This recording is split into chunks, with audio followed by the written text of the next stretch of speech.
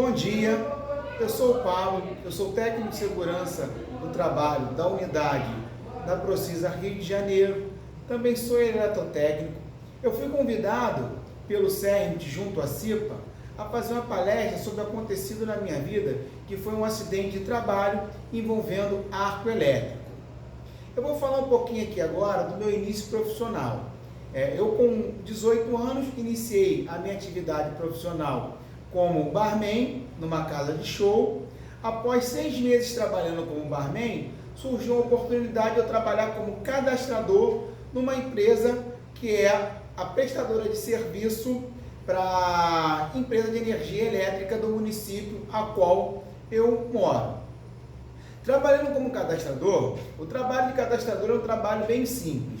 O eletricista ia de casa em casa, instalando os medidores de energia nas residências, medidores esses, que são os relógios que a gente chama de residencial. Eu só ia cadastrando cada casa que esses relógios iam sendo instalados para passar para a empresa qual medidor estava sendo instalado em determinada residência.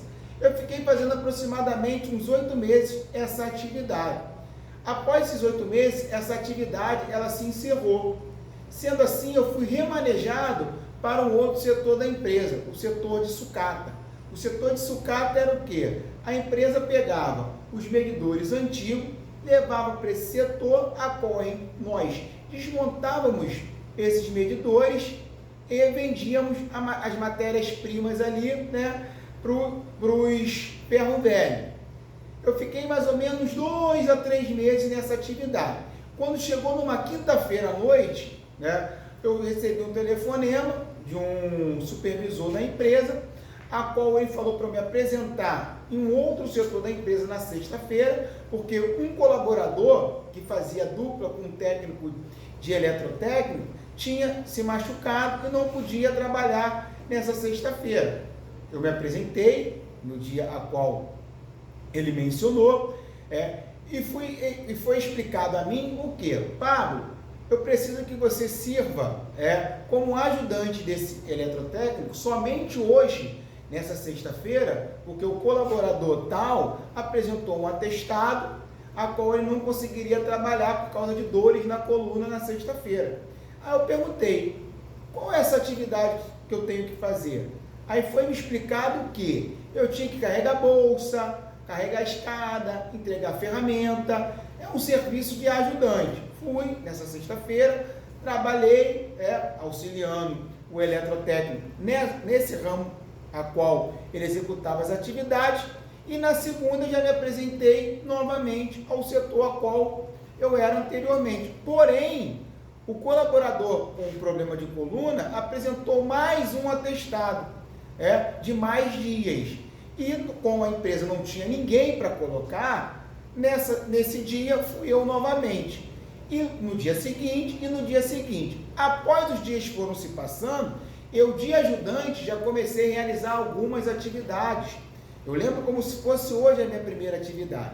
Posicionei a escada no poste, era uma rede aberta BT aberta, o quê? É neutro e as 3 fases respectivamente. Nós íamos fazer uma ligação nova. Eu nunca tinha subido uma escada, eu nunca tinha feito treinamento, eu nunca tive experiência nenhuma na área elétrica e fui executar minha primeira atividade. A rede era aberta, eu usando uma luva de borracha, que é a luva respectiva para esse tipo de atividade, tinha que colocar a mão na rede.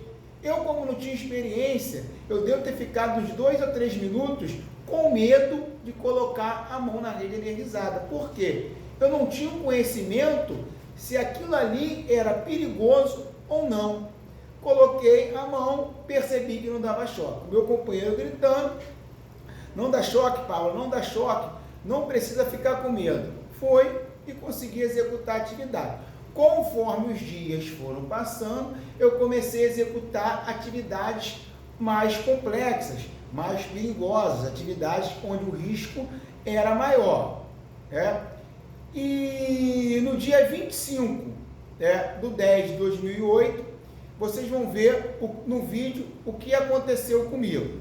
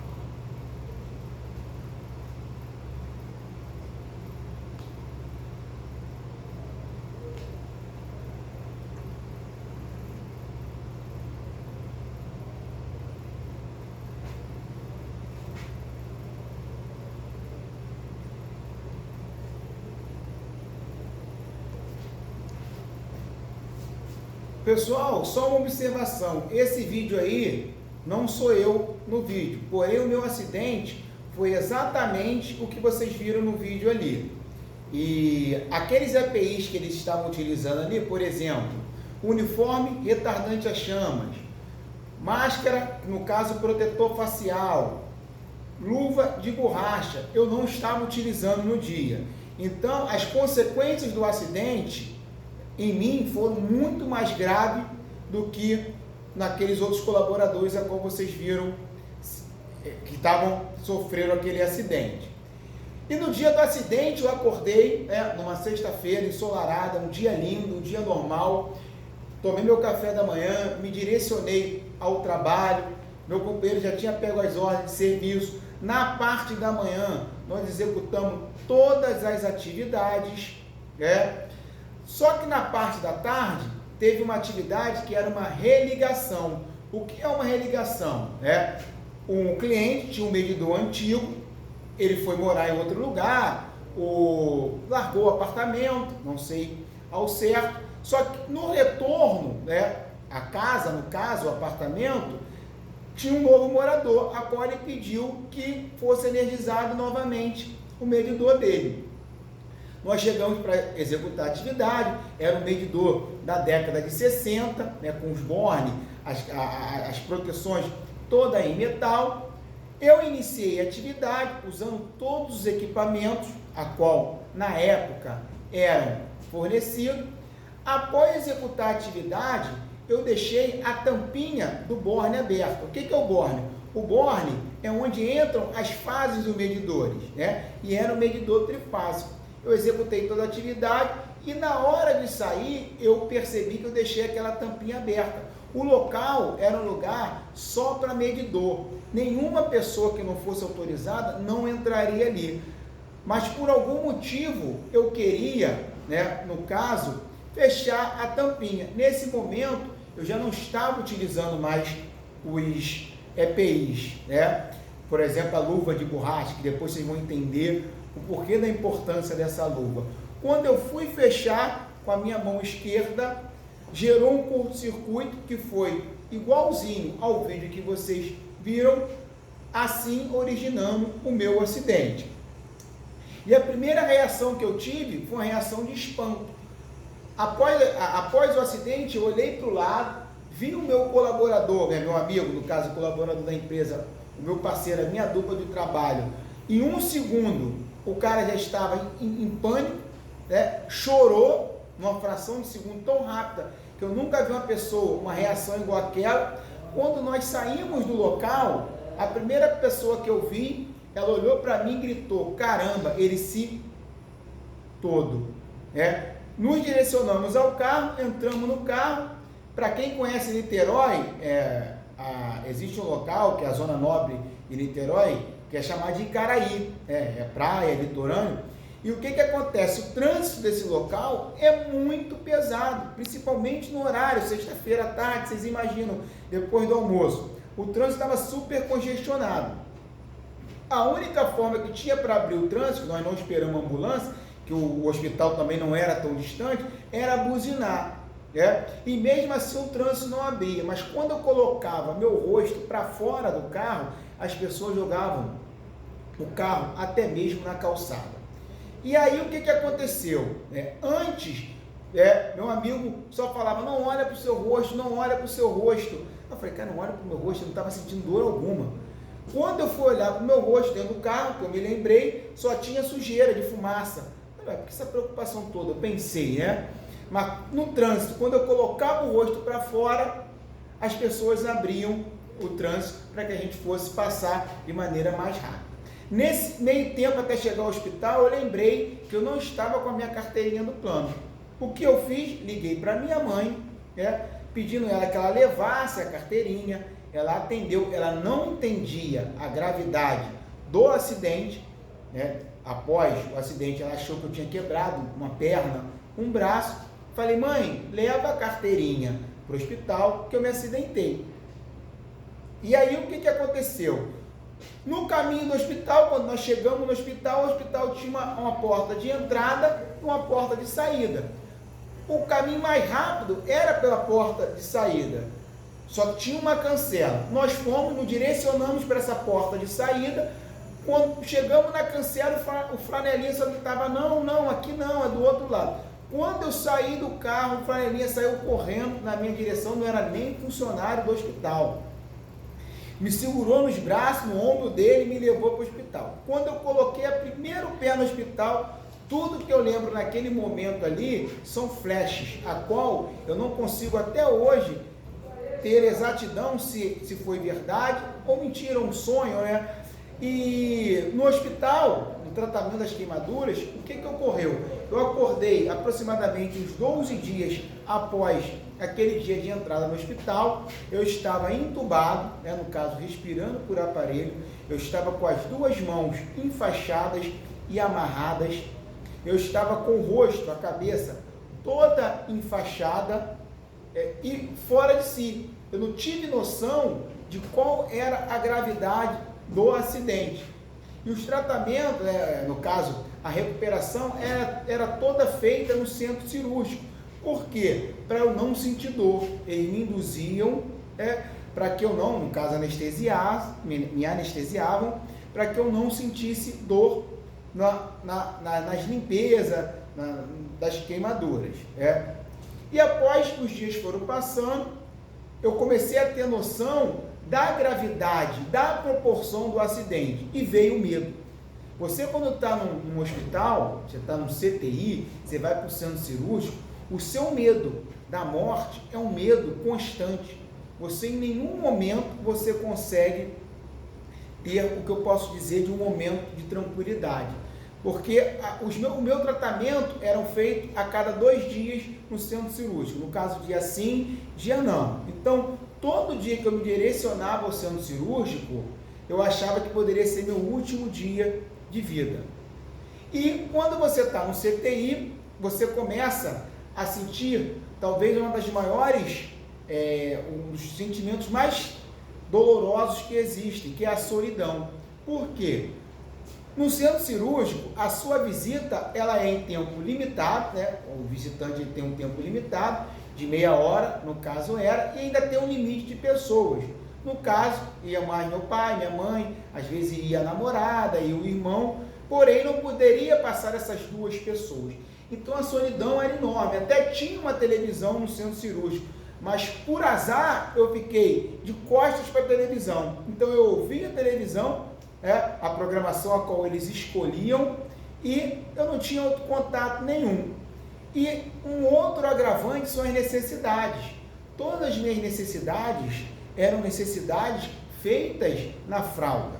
Você imagina, um homem com 22 anos tendo que utilizar uma fralda geriátrica, tendo que tomar banho de leito, que é o famoso banho de gato. Eu não podia beber água, meus lábios todos queimados, eu não podia beber água.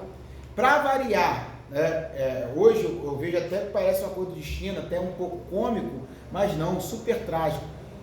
Um mês sem beber água, houve uma festa no CTI, um aniversário de algum dos funcionários, me colocam 2 Coca-Cola super geladas de frente para mim. A primeira coisa que eu fiz foi começar a chorar. Chorei, apertei um botão, que no CTI tem um botão de socorro, a enfermeira veio e perguntou, Pablo, por que você está chorando? Como eu tinha feito um atráqueo, o que acontece? Eu não conseguia falar. Existia uma plaquinha de papelão de A a Z, não digital, pessoal. Eu tinha que colocar cada palavra, no caso, cada letra, para formar uma palavra a qual ela tinha que associar. Qual palavra o Pablo está formando? E eu, debilitado, meio devagar, formei a palavra água. A enfermeira, você quer água? Eu balancei a cabeça, se eu conseguia fazer. Sim. Ela falou, Pablo, eu vou perguntar ao médico se você pode beber água. Sendo que o plantão dela era de 12 horas, então ela não ia voltar no dia seguinte. 2 dias depois ela voltou, quando eu a vi, ela entrou, a primeira coisa que eu apertei foi o botão, ela veio até mim e perguntou, Pablo, o que você quer? Lembrei ela da água. Ela foi, hoje você vai beber água. Pegou um copo de água, cheio, os olhos já lacrimejou, Falei, agora eu vou me afogar de beber água. Hoje é o dia. Ela pegou uma gaze, molhou a gaze no copo e deu 5 pingos na minha boca. E falou, a sua cota de água hoje está cumprida. Aí caiu o choro de novo, né? Porque você imagina, você com a sede de um camelo, beber 5 gotas de água, né? E após isso, vem a angústia. Por que a angústia? O tratamento, ele nunca terminava para que eu pudesse ir embora, né? E o meu tratamento teve um grande problema. A minha mão esquerda, né, vou mostrar um pouquinho a vocês hoje, ela demorou muito a se cicatrizar, né, porque ela estava no alvo principal das chamas, do fogo.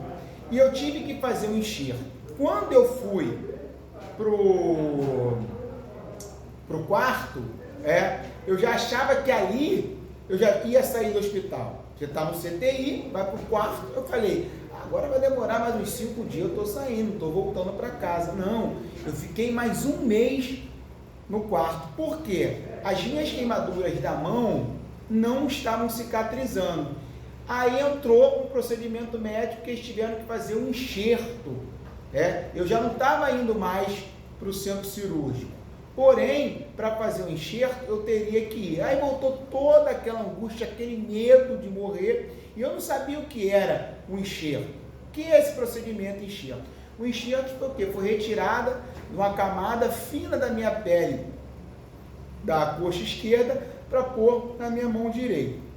Aí sim, fez o enxerto, fiquei aproximadamente mais uns 10 dias para ver se o enxerto tinha surtido efeito. Até esse momento eu não tinha visto a minha mão, eu não tinha visto, em nenhum momento eles deixaram a minha mão exposta para que eu visse qual era a gravidade. Eu só vi a mão no último minuto que eu saí do hospital, no último dia, no caso, eles tiraram e falaram, hoje você tem sua alta. E quando eu saí do hospital, eu falei, agora acabou, estou normal. Veio o tratamento pós-hospitalar. Eu coloquei o sol aí para ilustrar o quê? Todos nós, vocês que estão vendo esse vídeo agora, saíram hoje de casa, pegaram um sol mesmo no dia nublado e não se atentaram da importância que é o sol, o dia na sua vida. O meu tratamento se resumiu ao que em relação ao sol? O médico determinou que eu ficasse 2 anos sem pegar a luz do sol. Então, pessoal, você imagina, 22 anos, a idade que eu tinha, todo cheio de sequela, queimadura, e ainda não podia pegar sol. Nesses 2 anos eu saía apenas 2 dias durante o dia. E saí naquele esquema Michael Jackson. Roupa de frio, no sol, guarda-chuva, para me proteger dos raios solares. Outra coisa bem simples que foi feita por vocês, nessa ilustração está mostrando que é uma maçaneta em uma mão, foi o quê? Foi apertar a mão de alguém, que vocês fizeram hoje, ou a maçaneta da casa de vocês para virem para o trabalho. Conforme a minha mão ficou queimada, eu tive minha mão congelada por um período, congelamento era o quê? Eu não conseguia ter o movimento normal da minha mão, eu perdia as forças, muito por causa do emagrecimento, por causa da musculatura e outros por causa das queimaduras. Eu não conseguia mexer com minha mão, então eu fiquei sem fazer esse movimento aí muito tempo, eu não conseguia jogar um videogame, entendeu? Que era uma paixão que eu tinha nessa época. Se tivesse que pegar uma criança no colo, eu tinha dificuldade por não ter as 2 mãos 100%. Olha como ficou a minha mão após que eu saí do hospital. Estão vendo? Essa foto aí foi tirada no dia seguinte eu chegar em casa. Se vocês observarem, aqui está a minha coxa. Estão vendo minha mãozinha aí? Após o enxerto. Então, eu fiquei com essa mão aí indisponível durante aproximadamente 1 ano. E por que eu coloco essa imagem de luva Aí, os nossos colaboradores do campo, no caso, eles devem utilizar a luva aí durante o dia, aproximadamente 4 horas, 5 horas, nas suas cargas horárias de 8 horas, vamos colocar mais ou menos essa média, que é de deslocamento e outras coisas. Eu tive que usar uma luva que comprimia as queloides, que comprimia, né, as queimaduras, durante 3 anos. Eu só tirava a luva para tomar banho, nem para fazer minhas outras necessidades eu tirava a luva. Então você imagina uma pessoa com 22 anos, até os 25 anos utilizando luva. E a luva, ela ainda foi super importante, porque eu com a luva, eu tive umas consequências menores da queimadura, em caso de cicatrização, mas a luva, ela era mais para minha mente, que eu tinha vergonha, eu tinha preconceito com as minhas queimaduras. Eu não estava preparado para aquela situação. E após isso, veio a depressão. No caso, na época, como eu tinha pouquíssima contribuição no INSS, a minha receita caiu para muito menos do que eu recebia trabalhando. Eu tinha as sequelas da queimadura, eu tinha um problema de não sair durante o dia, eu tive uma separação, a qual foi muito dolorosa, da minha namorada, então a mente não aguentou. Eu fiquei uma pessoa difícil de lidar, a alegria foi embora, muito estressado, muito aborrecido, tudo eu estava já passando essa carga para os meus pais, para o meu irmão, a qual eu não estava aguentando a pressão. Precisei de tratamento, foi uma coisa que parecia, quando você tem 22 anos, você fala, eu vou no psicólogo. Pô, 22 anos, vai no psicólogo? Você é um fraco. A gente tem esse preconceito, isso tem com a gente, só que eu precisei, para tentar livrar-me dessa doença que hoje é conhecida como o mal do século, a depressão. E após 3 anos eu comecei o meu recomeço, e o meu recomeço também foi difícil.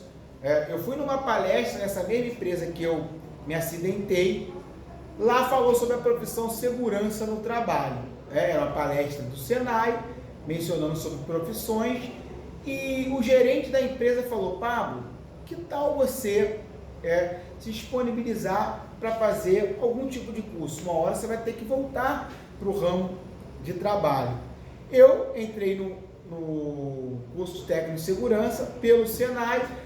Todos sabem que o Senai é uma quantia alta, a mensalidade dela, ela levava mais de 70% do meu salário, ainda tinha a passagem, a alimentação.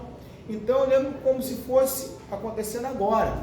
Me sobrava R$120 por mês, que eu tinha que pagar o Senai, fora as suas despesas, ainda tinha que ajudar em casa nesse meu recomeço. Nesse meu recomeço eu tive que usar Rio Card estudantil de uma outra pessoa, eu falo, não é nem uma coisa legal, não é nem uma coisa certa, mas foi o que eu precisei para sair do buraco a qual eu estava, e comecei no curso como técnico de segurança no trabalho. Na metade do curso eu voltei para a empresa, pedi baixa no INSS. Quando eu voltei para a empresa, meu salário estava defasado, fora os cortes que são feitos no salário, eu estava recebendo menos do que no INSS.